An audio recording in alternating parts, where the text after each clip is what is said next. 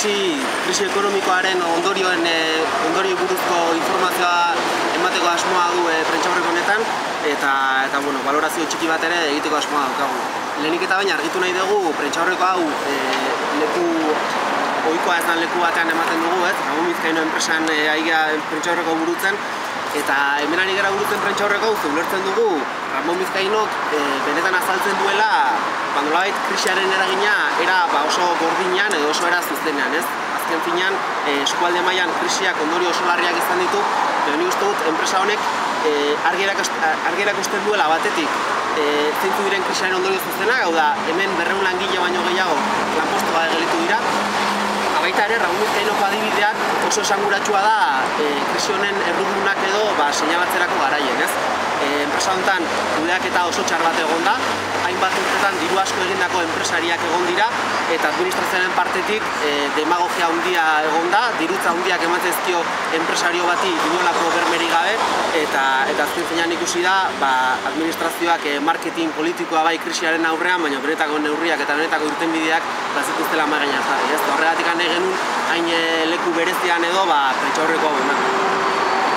Esan dudan bezala, gaurko prentsaurreko honetan balorazio antzeko bat egin nahi dugu, ze krisia lertu zanetik 3 urte bete dira, Eta adierazle guztiek erakusten digute, konpondu baino krisia areagotu egingo dela ondorengo hilabete eta urtetan, Duela 3 urte krisia langile gure bizkarrean jasan barko genuela salatu genuen, eta krisia langile eskubideak murrizteko, eredu kapitalistan sakontzeko, erabiliko zutela salatu genuen, eta denborak tamalez arrazoia eman digu.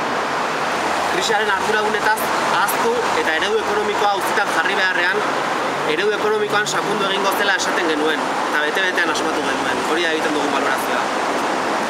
Honek Madriletik inposatuak izan diren hainbat neurri atzerako ekarri ditu. Lan erreforma, pensioen erreforma, sektore publikoen murrizketak, negoziazio kolektiboaren erreforma, defizita mugatzen duen konstituzioaren erreforma, neurri hau guztiak krisiaren erantzule izan diren eraikuntzako enpresei eta bankuei diru publikoa oparitzen zaien bitartean egin dute. Hemen ez duten murrizketarik aplikatzen, HT-arentzako, portuarentzako, bankuentzako dirua oparitzeko, horretarako ez dago inongo arazorik. Eta guztietan jartzen baldin badugu olako infrastruktura handi bat, erantzuten zaiguna da nonbait atzerakoia garela.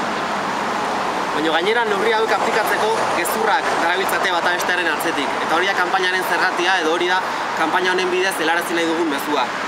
Gezurra esan ziguten bankeroek gerrikoa estutzea beharrezkoa zela esanez. Dietak, dibidendoak eta dirutzak jasotzen zituzten bitartean. Espainiar estatuak adibide moduan 195.000 milioi oparitu zizkion bankari. Gezurra esan ziguten ere bai enpresariek, erreformek kontratazioa errazten zutela esan zigutenean. Kaleratzea errazten zuen erreforma baten aurrean bai geunden. Eta garai hartan sindikatuek salatu genuen nola lan erreforma horrek enplegua sortzeko baino kaleratzeak errazteko balioko zuen, eta honek ekarri nahi izan ditugu eskualde hontako datuak, Nola erakusten duten erreforma horrek esate genuen bezala enplegua sortu baino enplegua deusezteko balio izan duen, Eta zenbakiak oso argia dira. Krisia hasi zanean, hau da 2008ko irailean, 6.575 langabetu zeuden Oarso Bidasoan. Lan erreforma martxan jarri zanean, 9.520 langabetu zeuden. Eta gaur egun azkeneko datua, iraileko datua jaso dugu, lan erreforma aplikatu zanetik gaur egun arte, 500 langabetu gehiago daude eskualde honetan. Hori da lan erreformak Oarso Bidasoan ekarri duen uzta. 500 langabetu gehiago.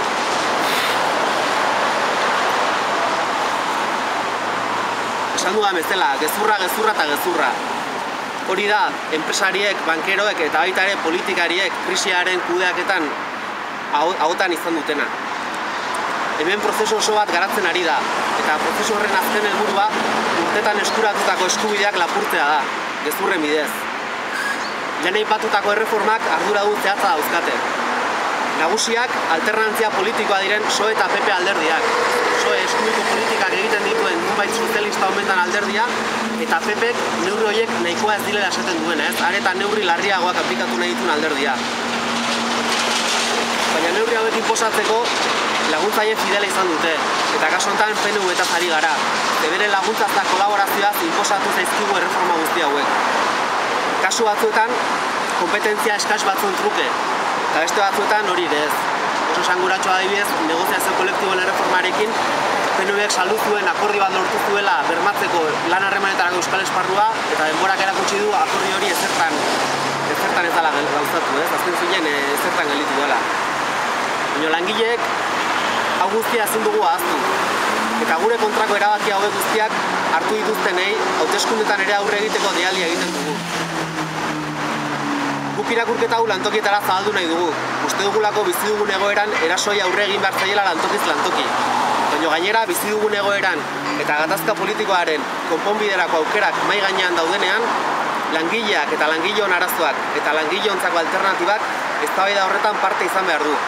Hau da, langileriak bere interesak defendatu beharko ditu burujabetza arduelako langileriak lan harremanetarako euskal esparrua eta eredu sozioekonomikoa eraikitzeko aukera izan behar duelako. Guk reflexio hau guztiak lantokietan banatuko ditugu, hau da, kanpaina honen ardatza hori izango da, lantokietan gure mezua helaraztea. Baina baita ere, azaroaren 18an delegatuen batzar bat burutuko dugu horretan eta mobilizazio bat burutuko dugu. Batzar horretan erabakiko dugu, kanpaina horren hurrengo pausoak zehaztuko ditugu eta erabakiko dugu mobilizazio berriak egongo diren edo bestelako planteamenduak egongo ditugu.